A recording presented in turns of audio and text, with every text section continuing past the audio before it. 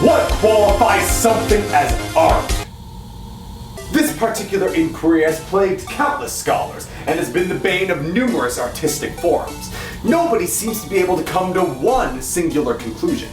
Personally, I've never thought much of it. I've always simply experienced art and have enjoyed the ride. And I believe that's how it should be. At least to an extent. Because then I took popular literature. With each passing page and each passing reading journal, the question has only gotten progressively louder. What qualifies something as art? And so I stand before you here today, trying to look as scholarly as possible. I even busted out a little zip-up sweater, that's how you know it's a good video.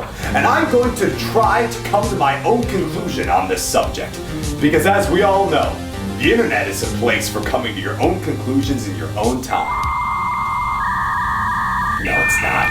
To achieve my goal, I will be searching high and low through my 18 years of life on this planet to find pieces of art that have had an impact on me, analyzing them through this new light.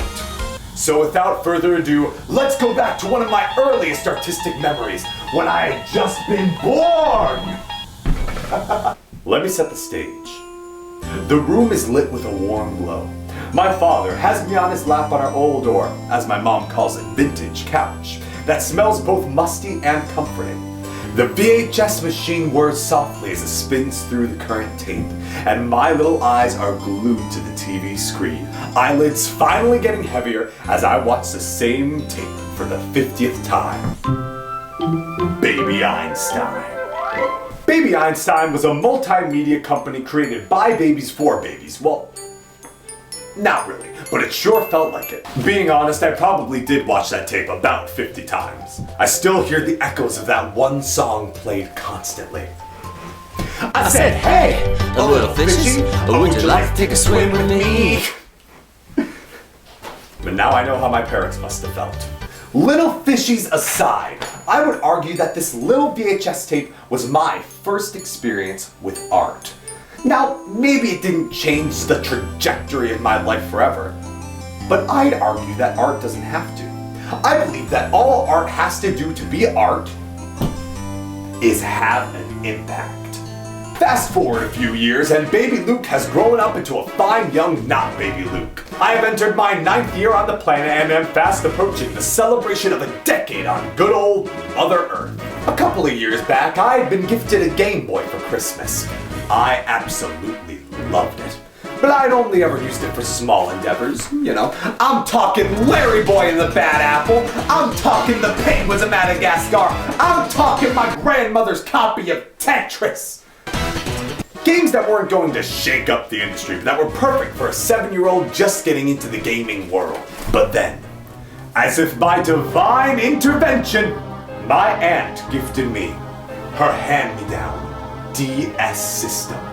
I was gifted with a game called Brain Age, which I loved more than most 9-year-olds would, but I loved it the same amount as I loved my grandmother's copy of Tetris, as in it was a blast for time killing.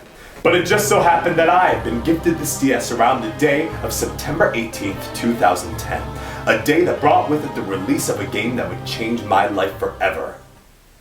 Pokémon Black and Pokémon White. Personally, I am one of those people that believe that video games can be art.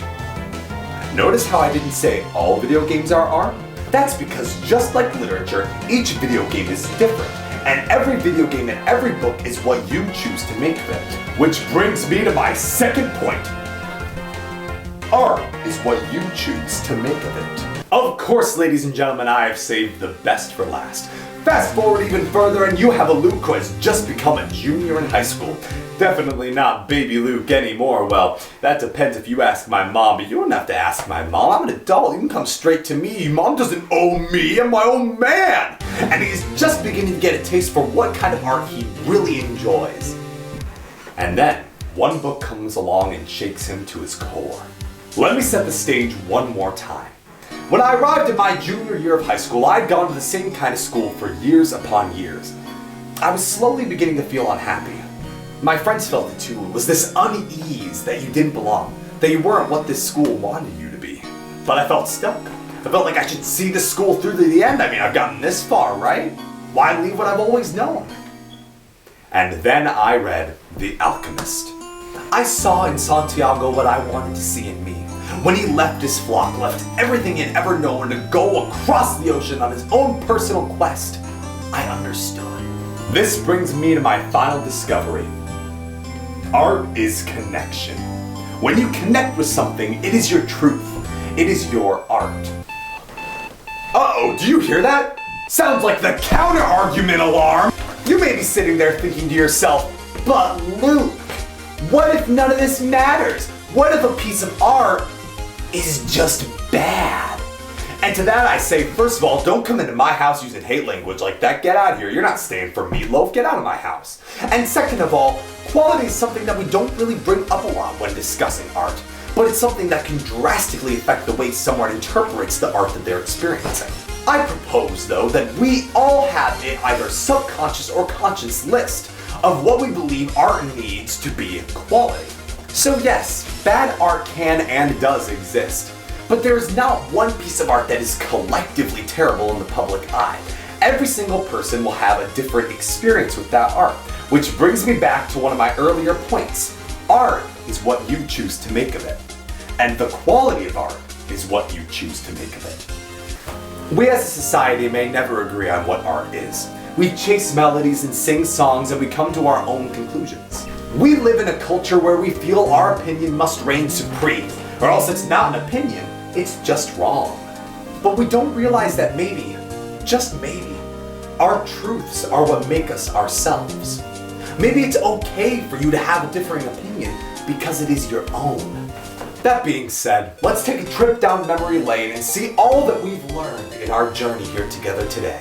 In reviewing 3 personal memories of 3 varying pieces of art which I have a deep connection with, I have discovered that art is something that has an impact. That art is what you choose to make of it, and that art is connection. Now, this is not the definitive way to analyze what qualifies art as art. I do not expect scholars to be looking back at this video in the future and using the guidelines proposed here to decide whether whatever new medium the future concocts is art or not. But I do, however, know that this is my truth. This is what I believe qualifies art as art. And like I said earlier, that's enough. So, what qualifies something as art? Well, at the end of the day, I guess that's up to you. I hope that this video essay has helped to provide a place to start, a place to leap off. And now, dear viewer, go find your truth.